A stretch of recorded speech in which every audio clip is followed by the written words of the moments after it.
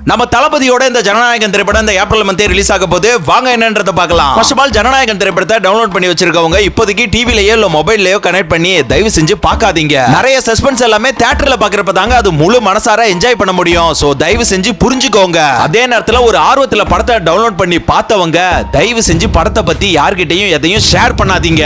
எந்த ஆர்வத்துல படத்தை ஃபுல்லா பாத்தீங்களோ அதே ஆர்வத்துல தியேட்டர்ல செலிப்ரேட் பண்ணணும். இந்த ஜனநாயகன் திரைப்படத்துக்கு நம்ம தமிழ் சினிமா இண்டஸ்ட்ரி மட்டும் இல்லீங்க, ஒட்டுமொத்த தென்னிந்திய சினிமா இண்டஸ்ட்ரியுமே குரல் கொடுத்திருக்கு.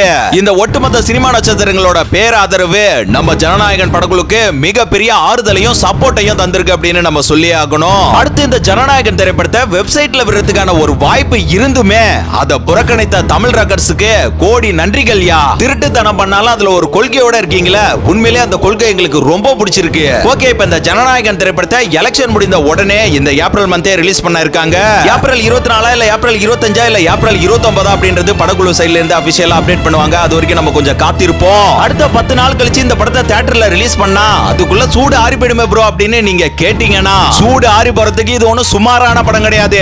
சூரசம்காரம் பண்ண போற படம். இந்த லீக்கட் பிரிண்ட் ஆப்ஷன் இருந்துமே இந்த ஜனநாயகன் திரைப்படத்தை நாங்க தியேட்டர்ல மட்டும் தான் பார்ப்போம். ஏன்னா இது எங்க தளபதியோட கடைசி திரைப்படம். அது ஒரு எமோஷனல்ங்க.